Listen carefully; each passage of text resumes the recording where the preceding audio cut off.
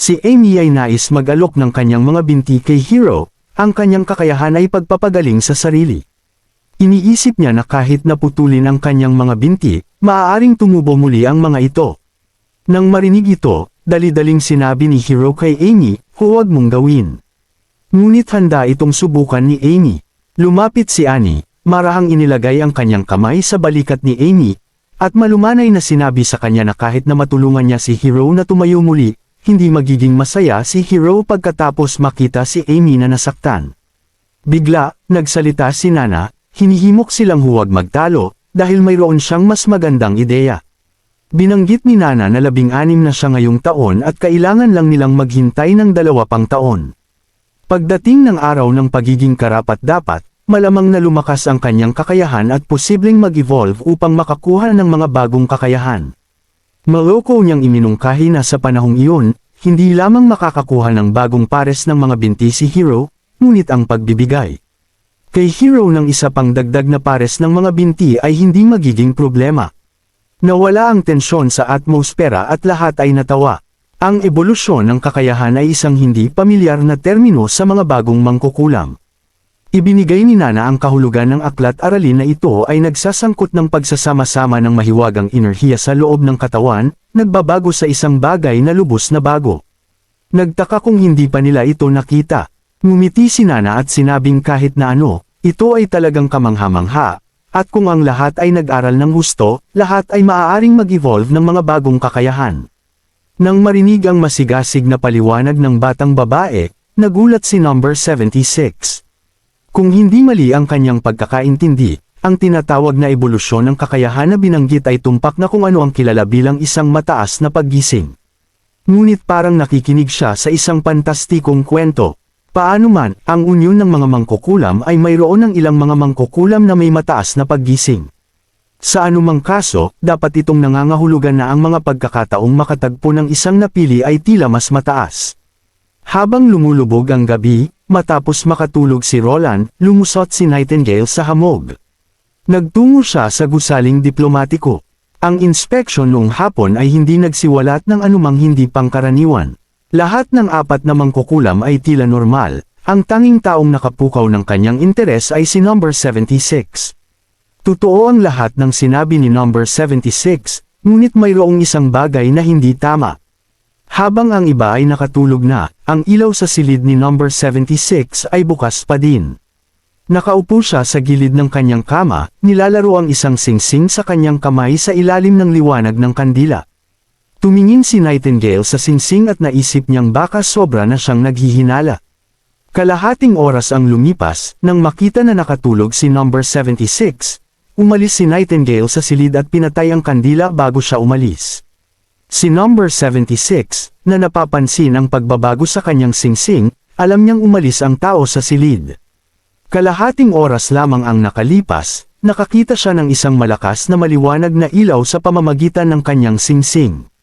Alam niyang may tao sa kanyang silid, at malamang na may kakayahang hindi nakikita at napaka-makapangyarihan. Naniniwala siya na dapat itong isang mangkukulam na may mataas na paggising. Ang kanyang lakas ng pakikipaglaban ay tila pangalawa sa 3 nangungunang upuan sa panahon ng federasyon. Nakatagpo niya ang unang mangkukulam na may mataas na paggising.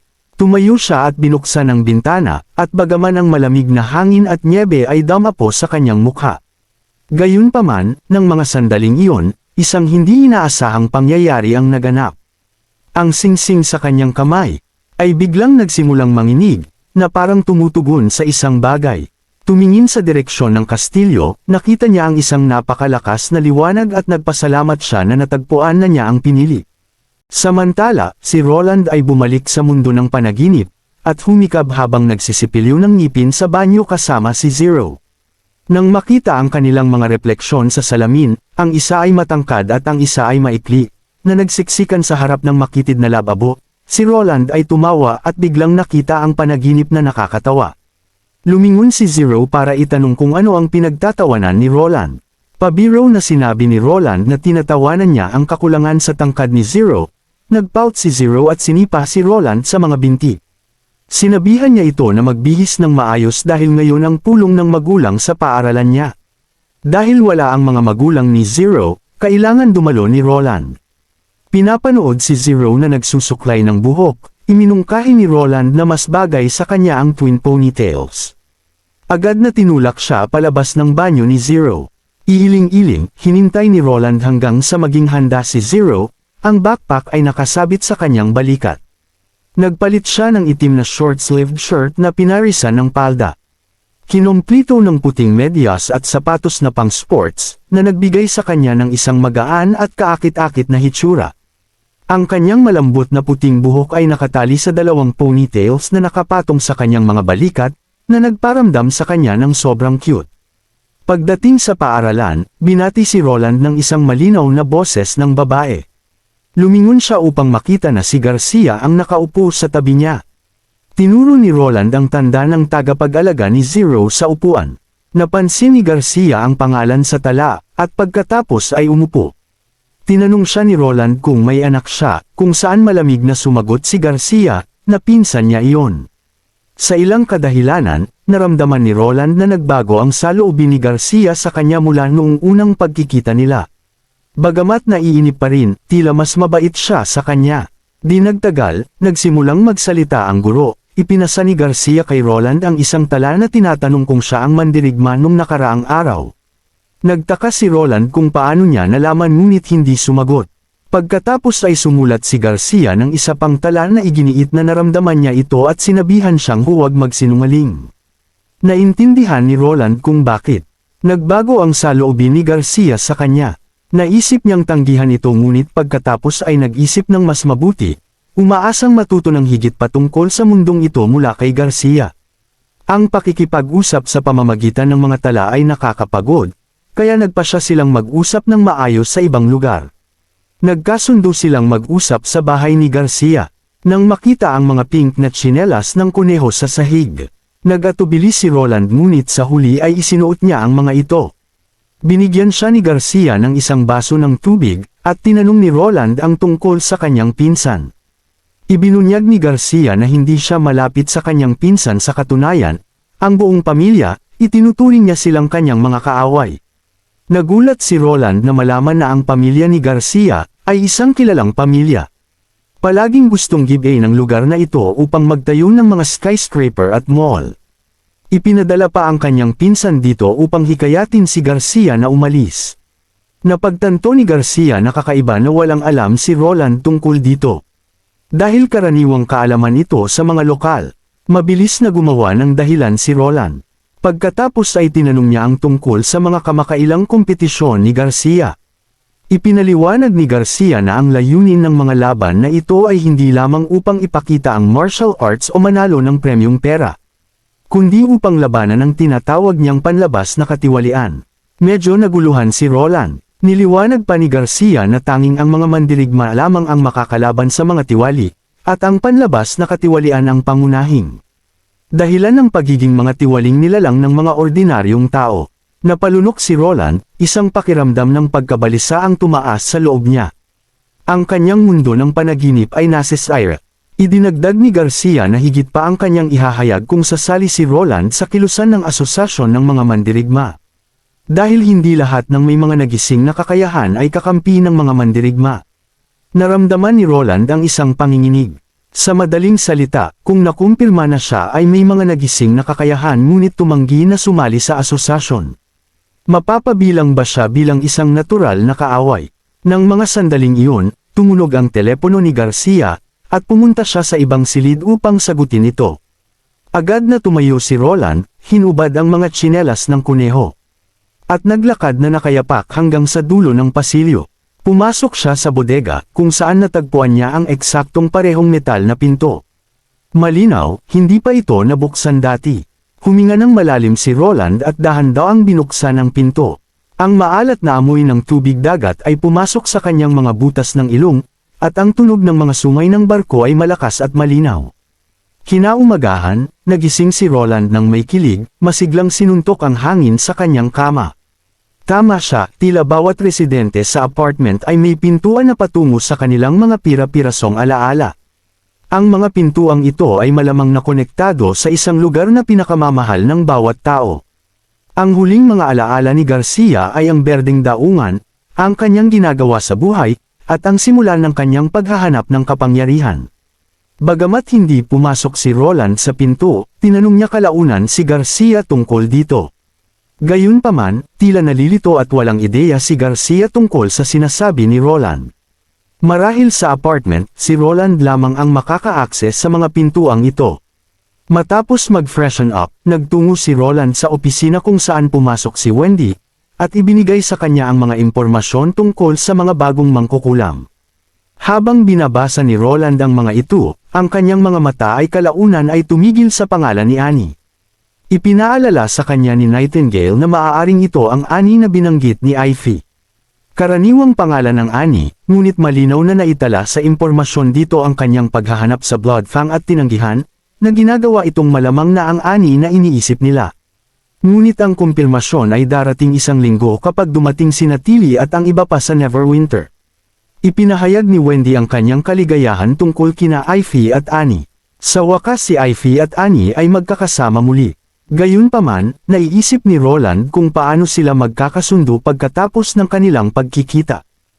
Maaari lamang niyang ipagdasal na ang panahon lamang ang makapagpapagaling sa lahat. Itinaas niya ang ulo upang tanungin si Wendy tungkol sa schedule ngayong araw. Tumango si Wendy at inilatag ang agenda ngayong araw.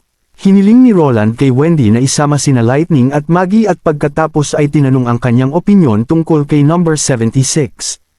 Humigop siya ng tsaa, karaniwan hindi niya binibigyang pansin ang mga karaniwang tao na dating alipin, ngunit mataas ang papuri ni York sa kanya. Ayon kay Wendy, kasando si number 76 ng apat na mangkukulam, at naniniwala si Wendy na hindi siya masamang tao, kung hindi niya sana isasakripisyo ang sarili upang iligtas ang mga mangkukulam. Sumang-ayon si Roland sa pananaw na ito at pagkatapos ay tinanong si Wendy kung ano ang tingin niya sa pag-empleyo kay number 76 sa unyon ng mga mangkukulam. Ngumiti si Wendy at sinabing kung handa si number 76, hindi siya tututol. Biglang lumitaw si Nightingale at pumihil, pinapayuhan si Roland na huwag muna siyang bigyan ng anumang posisyon. Nagtataka, tinanong ni Roland si Nightingale kung bakit. Nag-alangan siya, hindi matukoy ang dahilan, ngunit nakaramdam ng kakaiba. Tumingin si Roland kay Nightingale sandali at pagkatapos ay tumango, sumasang-ayon na itabi muna ang bagay na iyon. Pagkatapos yumuko at umalis si Wendy, si Nightingale, na tila medyo nag-aalala, ay hinawakan ang kamay ni Roland. Humingi siya ng tawad, nagtataka kung lumampas siya. Tinapik ni Roland ang kamay niya, naiintindihan na nag-aalala siya tungkol sa seguridad. Hinayla niya si Nightingale palapit at malumanay na tiniyak sa kanya na ang kaligtasan ng Neverwinter at ng kanyang sarili ay responsibilidad niya, at sinabi niya. Wala siyang nagawang mali. Gayunpaman, mausisa si Roland kung may mali sa nakaraang inspection. Si Nightingale, na nakatayo malapit kay Roland, ay medyo nahiya. Namula siya habang sinasabi niyang napansin niya gamit ang kanyang kakayahan na totoo ang sinabi ni number 76. Ngunit ang kanyang mga reaksyon sa mga estranghero ay hindi karaniwan para sa isang karaniwang alipin. Kailangan ni Nightingale ng mas maraming oras upang obserbahan siya. Kinaumagahan, sa gusaling diplomatiko, pumasok si number 76 sa sala at nakita ang mga mangkukulam na nagtipon na. Binati siya ni Amy ng masigla ng magandang umaga, at naupo silang lahat para sa almusal sa bilog na mesa. Masiglang kinausap ni Amy ang tungkol sa maluho na almusal. Si number 76, nakikita ang masayang mukha ni Amy, ay nagkunwari ng ngiti at naupo sa tabi niya, kinuha ang isang tinidor upang kumain. Ang pagtingin kina Amy at sa iba pang nakangiting mukha ay dinala siya pabalik sa Tekira. Ang grupong ito ng mga mangkukulam, na araw-araw ay nagpupumilit mabuhay, ay sa wakas ay nakahanap ng isang santuwaryo. Marahil ang lugar na ito ay malapit ng maging bagong Tekira, kung saan muling babangon ang mga mangkukulam. Hinawakan ni Amy ang pisngi ni number 76, napansin ang kanyang mga maitim na bilog, at tinanong kung hindi siya nakatulog ng maayos.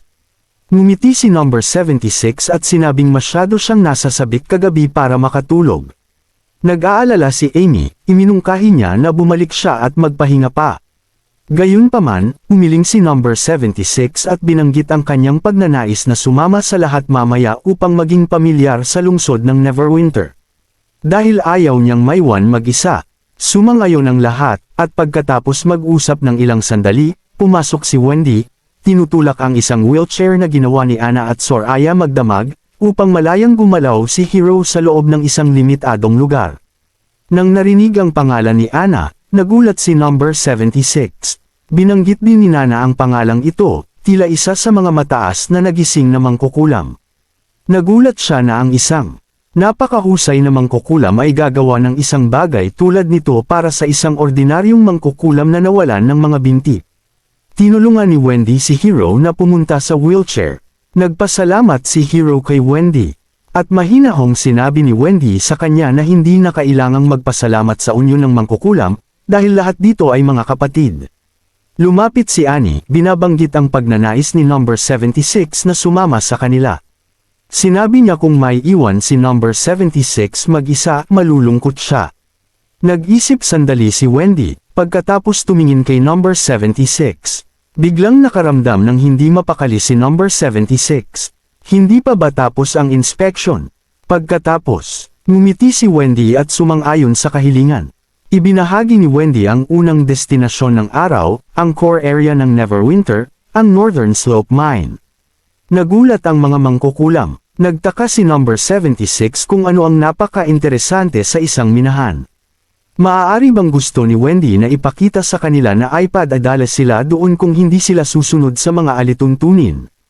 Gayunpaman, ayon kay Wendy, hindi iyon ang kaso, dahil ipinaliwanag ni Wendy na ito ang puso ng Neverwinter. Binanggit niya si Roland na sinasabi na ang sinumang makakagawa ng mas maraming bakal ay kumakatawan sa tunay na katarungan. Ngumiti si Wendy, tinitiyak sa kanila na maaaring parang kalokohan ito ngunit sa kalaunan ay mauunawaan nila ito. Habang lumalabas sila sa gusaling diplomatiko, nagbigay si Wendy ng isang maikling pangkalahatang ideya ng mangkukulam bilang kaalaman. Una niyang binanggit ang mahiwagang nararamdaman ng mangkukulam sa araw ng mga demonyo, isang karaniwang karanasan para sa lahat ng mangkukulam. Biglang naalala ni Wendy ang mga kapatid noon sa mga araw ng asosasyon at ang mga hindi nakaligtas dito. Pagkatapos ay nagsalita siya tungkol sa ebolusyon ng mga kakayahan pagkatapos maabot ng isang mangkukulam ang pagtanda. Kabilang ang potensyal na magkaroon ng mga kakayahan sa sangay at tumaas na kapangyarihang mahiko. Nagtanong si Amy ng ilang tanong, at mapagmahal na sinagot ni Wendy ang bawat isa. Mapagmahal na tinatapik ang ulo ng batang babae. Ibinahagi ni Wendy na hindi ito ang huling punto para sa kapangyarihan ng isang mangkukulam, maaari silang magpatuloy na umunlad ng walang hanggan, naaayon sa kanilang orihinal na kakayahan. Nagulat si number 76, dahil malinaw na narinig ng apat na mangkukulam ito sa unang pagkakataon. Sa Tekira, ang lahat ng nabanggit dito ay karaniwang kaalaman, kaya bakit itinago ng simbahan ang impormasyong ito? Nagkamali ba ang mga mangkukulam na lumikha ng simbahan sa mga nakaraang 400 taon mula sa kalooban ni Lady Icarus? Nang tumingala si number 76 nang marinig muli ang boses ni Wendy. Nakakagulat na nakakita siya ng isang magic selyo ng komunikasyon. Naisip niya maaaring natagpuan ito sa isa sa mga sinaunang guho. Biglang uminit ang singsing ni number 76 sa kanyang leeg. Tumingala siya at nakita ang isang dalagang may gintong buhok at isang kalapati sa kalangitan. Binati nila ang mga bagong mangkukulam at nagpakilala. Hindi makapaniwala si Amy na makakakita siya ng isang kalapitang nagsasalita.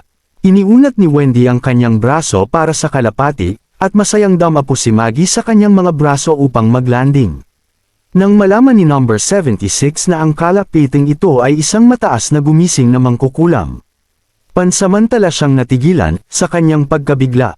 Pinanood niya ang pagmamahal na pagkuskus ng kalapati sa pisngi ni Wendy. Teka nga, posible bang ito talaga ang isang mataas na gumising na mangkukulam? Noong nasa Tekira, ang mga mataas na gumising na mangkukulam ay nasa itaas na antas ng Federation. Posible bang ang tila uto-utong kalapiting ito ay tunay na isang mataas na gumising na mangkukulam? Namangha si Amy, matapos malaman na napakalakas ni Maggie. Umihip si Maggie ng ilang beses bilang tugon at ipinadyak ang kanyang mga pakpak na parang sinasabing tama iyon. Hindi naman magpapatalo si Lightning, sinabi niyang kapag siya ay umabot na sa edad na 18. Tiyak na mag-e-evolve siya sa isang mas malakas na bagong kakayahan. Kumikinang ang mga mata ni Amy habang tinatanong niya ang tungkol sa mga nag-evolve na kapangyarihan ni Maggie. Sinabi ni Lightning na maaaring maging isang malaking nilalang na ibon si Maggie. Napakalakas ngunit hindi gaanong cute. Nang marinig ito, lahat ng mangkukulam ay naging mausisa. Naisip ni number 76 sa kanyang sarili kung paano nagbago ang panahon. Bakit mas mahalaga sa mga mangkukulam ang kagandahan kaysa sa lakas? Ang pangwakas na layunin ng mga mangkukulam sa labanan ay kung gaano sila kalakas, hindi kung ano ang kanilang itsura. Naniniwala siya na mali ang lahat ng mga mangkukulam dito. Marahil ang kanilang konsepto ng mataas na paggising ay maaaring ibang-iba sa kanyang nasa isip. Bagamat ang tanong na ito ay maaaring bahagyang dagdagan ang panganib ng paglalantad sa kanyang pagkakakilanlan. Hindi na napigilan ni number 76 ang kanyang pagkamausisa. Lumingon siya kay Wendy at tinanong kung paano matukoy kung ang kakayahan ng isang mangkukulam ay nag-evolve na. Ipinaliwanag ni Wendy na makikita ito sa pamamagitan ng mahiwagang enerhiya. Matapos mag-evolve ang kakayahan ng isang mangkukulam, ang kanyang magic core sa loob ng kanilang katawan ay magbabago sa isang bagong anyo. Halimbawa, ang magic core ni Maisie ay ngayon ay may hugis ng mga nakakalat na puting pakpak. Namangha si number 76, pagkatapos ay tumango, kinikilala ang sinabi ni Wendy bilang magkapareho sa Federation. Tila ang kalapati ay tunay na isang mataas na gumising na mangkukulam. Pagkatapos ay tinanong niya kung ano ang hitsura ng magic core ni Wendy. Nalaman niyang isang ordinaryong mangkukulam pa rin si Wendy na walang nag-evolve na kapangyarihan. Lalo pa siyang nagulat. Hindi siya makapaniwala na ang isang ordinaryong mangkukulam ay naging pinuno ng buong unyon ng mga mangkukulam. At kahit na ang mga mataas na gumising na mangkukulam ay nagpakita ng napakaraming paggalang sa kanya. Namangha siya muli sa kung gaano nagbago ang panahon. Sa kanilang paglalakbay, napansin ni number 76 sa pamamagitan ng kanyang singsing na hindi si Wendy. Lightning o Maggie ay hindi ang napili. Pagpasok sa minahan ng Northern Slope, lumakas ang ingay ng masiglang aktibidad. Nasa lahat ng dako ang mga manggagawa. Si Lightning ang unang pumasok sa minahan. Hinihimok ang lahat na sumabay. Ibinahagi ni Wendy ang kasaysayan ng Border Town. Kabilang ang mga pakikibaka bago dumating si Roland.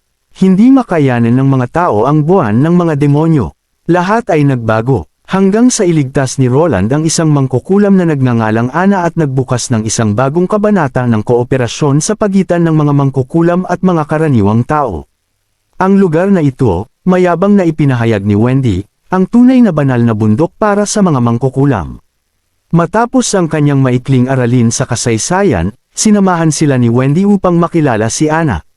Tinawag ni Wendy si Ana na pinakamasipag na mangkukulam sa unyon at ang tanging mangkukulam na nakapag-evolve ng kanyang kakayahan ng 2 beses. Tumigil ang puso ni number 76 sa pagkabigla sa paghahayag na ito. Nadaanan nila ang isang makitid na daan na binabantayan ng maraming gwardya at sundalo at dumating sa isang tarangkahan. Ipinaliwanag ni Wendy na ito ang lugar ng trabaho ni Ana, na pinagtibay ni Roland upang matiyak ang kanyang kaligtasan. Naisip ni number 76 na maaaring mayroong isang pahiwatig ng pagsisiyasat sa tinatawag na proteksyon na ito. Marahil hindi pa rin pinagkakatiwalaan ng Panginoon ng lugar na ito ang mga mangkukulam. Habang bumukas ang tarangkahan, isang masiglang batang babae, si Ling, ay bumati kay Wendy. Mapagmahal na hinawakan ni Wendy ang ulo ni Ling, tinatanong tungkol sa kanyang kapatid. Sumagot si Ling na si Lucia ay gumagawa ng pagsubok sa makina kasama si Ana. Ipinakilala ni Wendy ang mga bagong mangkukulam kay Ling at Lucia. Matapos malaman na ang kakayahan ni Lucia ay nag-evolve sa pagtanda at ang kanyang mahiwagang kapangyarihan ay pangalawa lamang kay Ana, at si Lucia ay isa sa ilang mangkukulam sa unyon ng mga mangkukulam na maaaring gamitin ang banal na selyo ng imprint. Halos hindi makapaniwala si number 76. Curiously tinanong ni Amy kung ano ang banal na selyo ng imprint. Marahang ipinaliwanag ni Wendy na ito ay isang sandata na nangangailangan ng napakalaking kapangyarihang mahika upang magamit.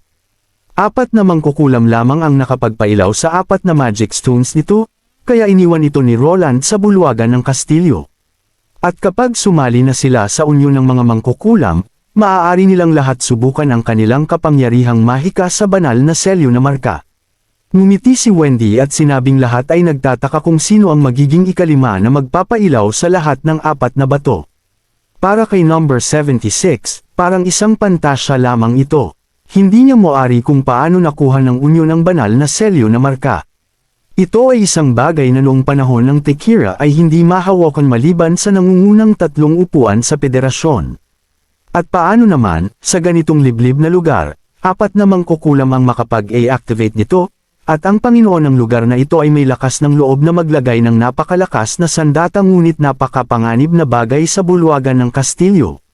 Napahinto sa kanyang mga iniisip ang tanong ni Broken Sword, tinanong niya kung ilan sa unyo ng mga mangkukulam ang nag-evolve ng kanilang mga kakayahan.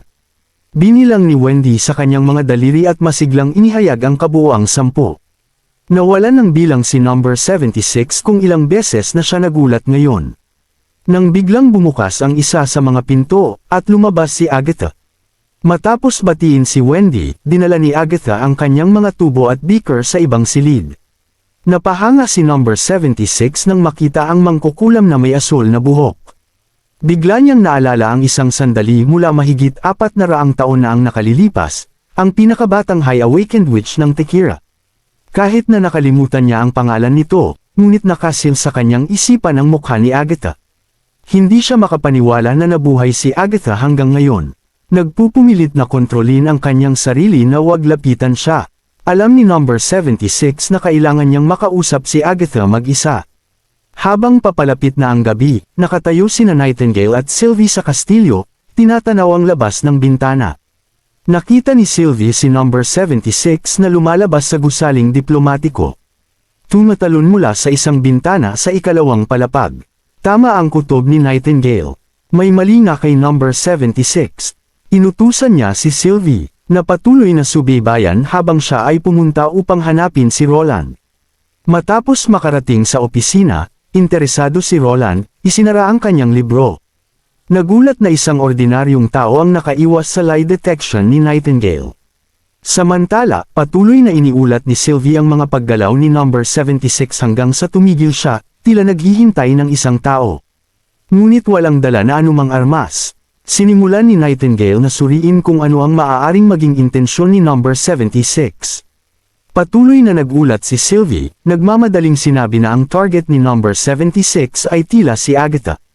Bigla, sa hindi makapaniwala, sinabi niya na may reaksyon ng Judgment Stone kay number 76. Ang balitang ito ay nagdulot ng pagkabalisa kay Nightingale at Roland.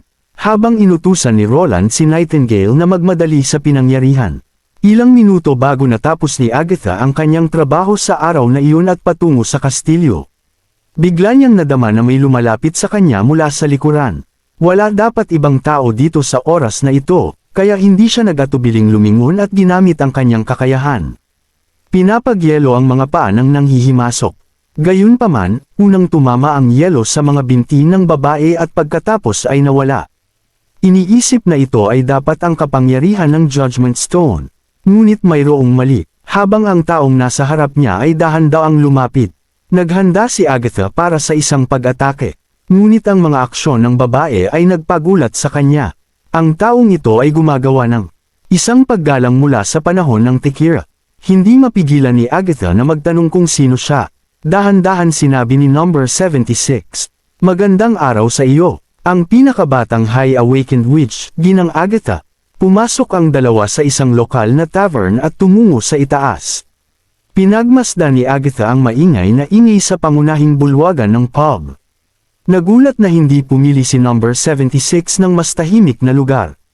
Nang nasa loob na ng isang silid, isinara ni number 76 ang pinto at yumuko ulit kay Agatha. Ipinaliwanag na ang mga pub ay palaging magagandang lugar para makipagpalitan ng impormasyon at magtayo ng mga koneksyon. Nagbuhos siya ng isang baso ng alak para kay Agatha. Naisip ni number 76 na maaaring mapababa nito ang gwardya ni Agatha. Higit sa lahat, gusto niyang linawin na wala siyang galit kay Agatha mismo. Sa lungsod ng Neverwinter, o sa unyon ng mga mangkukulam, ang tanging layunin niya ay hanapin ang napili. Gusto malaman ni Agatha kung paano siya nahanap ni number 76. Sinabi ni number 76 sa mga bagong mangkukulam na tanungin si Wendy. At nagtipon ng impormasyon tungkol sa lugar ng trabaho ni Agatha, ang oras ng kanyang pag-uwi sa kastilyo, at ang kanyang ruta pabalik. Nang malaman niyang bahagi si Agatha ng unyon ng mga mangkukulam, nagpasya siyang makipag-ugnayan. Tumanggo si Agatha, pagkatapos ay ibinaba ang kanyang baso at tinanong kung may iba pang mga mangkukulam na tulad niya ang nakaligtas.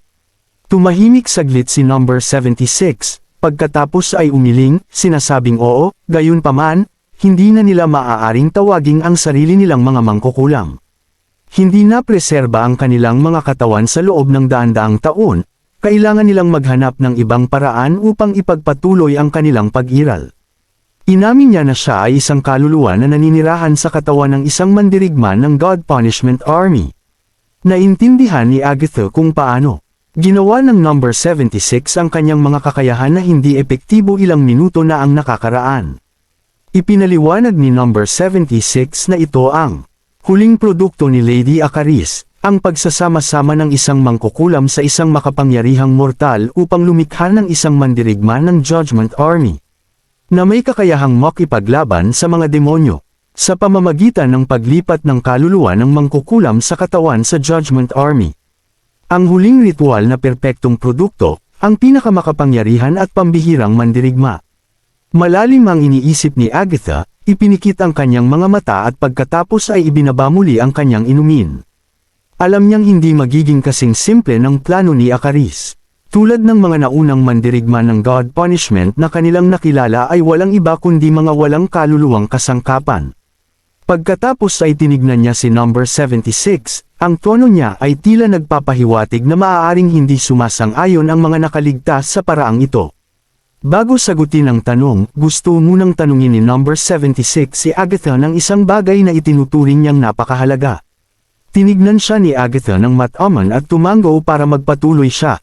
Tinanong ni number 76 kung sinabihan ni Agatha ang unyon ng mga mangkukulam tungkol sa mga demonyo, ang banal na digmaan, at ang unyon ng mga mangkukulam. Tumanggo si Agatha bilang pagsang-ayon.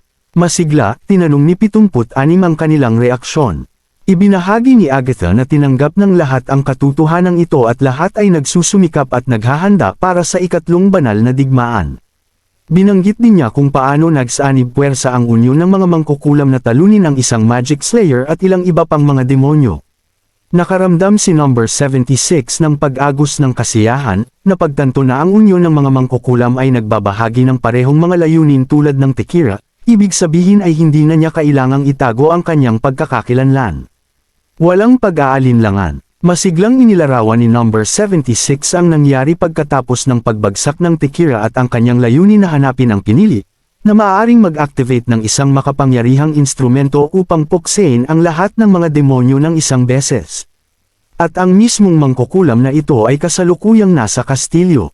Sandaling natigilan si Agatha, hirap paniwalaan na posible ang ganitong bagay. Pagkatapos ay tinanggal ni number 76 ang kanyang singsing at ibinigay ito kay Agatha. Humingi ng tulong sa kanya. Ipinaliwanag niya ang layunin ng singsing at ang paraan upang matukoy ang pinili. Sinuot ni Agatha ang singsing, tumingin sa isang tiyak na direksyon. Matapos suriin ang singsing, seryoso niya iminungkahi kay number 76 na dapat nilang kausapin ang Panginoon ng Neverwinter. Tumanggo si number 76 at sinabing niya maghahanap siya ng oras upang makausap si Wendy. Pagkatapos ay bigla siyang tumigil, nagulat, at nagtanong, ang Panginoon ng Neverwinter, ang mortal na hari ng lugar na ito. Tumanggo si Agatha at sinabing bagaman si Roland Wimbledon ay tila ordinaryo, medyo clumsy, at isang mortal na nilalang, siya nga ang sentro ng unyon ng mga mangkukulam. Napangiti ang mga labi ni Agatha, na pinagtaka ni number 76. Naintindihan ni Agatha ang mga alalahanin ni number 76. Dahil naramdaman niya rin ang ganoong pakiramdam noong una. Maikling ibinahagi niya ang kanyang mga pananaw at karanasan sa Neverwinter at kung paano niya napagtanto na kung wala si Roland, walang unyon ng mga mangkukulam. Walang lungsod ng Neverwinter, at tiyak na hindi kayang talunin ng Grey Castle ang simbahan. Naaalala ang araw na natalo nila ang mga demonyo at bumalik, at niyakap ng lahat si Roland sa daungan. Nakadama si Agatha ng init sa kanyang puso at isang bihirang ngiti ang lumitaw sa kanyang mukha. Same time niyang sinabi kay number 76 na anumang plano na mayroon siya ay dapat talakayin kay Roland. Nag-alangan pa rin si number 76, ngunit ngumiti si Agatha, tinitiyak sa kanya na higit pa ang alam ni Roland kaysa sa inaasahan niya. Tinanong ni Agatha si number 76 na hulaan kung ano ang sinabi sa kanya ni Roland nang una siyang magising. Para malaman na lumipas na ang 400 taon at wala na ang Federation at Tekira. Malinaw na naalala ni Agatha, sinasabing humarap si Roland at may malumanay na tono at may tiwala na sinabi sa kanya na kayang talunin ng mga mortal ang mga demonyo. Umiling si number 76, iniisip na ito ay masyadong. Bago pa siya makapagsalita, pinutol siya ni Agatha, mapagmataas. Sobrang tiwala sa sarili. Ngumiti si Agatha, umamin na una niyang naisip ang parehong bagay. Ngunit sa totoo lang, sa kanyang panahong kasama si Roland. Nakakita siya ng pag-asa, at higit na kumbinsido ang lahat ng mga mangkukulam ng Neverwinter dito. Si Roland ang haligi ng lakas ng lahat. Ibinalik niya ang singsing kay number 76 at sinabi sa kanya na anumang plano nila ng mangkukulam ng Tekira para makipagtulungan sa unyon ng mga mangkukulam, kakailanganin niya ang pag-aproba ni Roland. Sandaling nagduda si number 76, hindi maunawaan kung bakit si Agatha, na dating isang makapangyarihang figure mula sa panahon ng Tekira, ay magtitiwala ng gayon sa isang mortal na hari.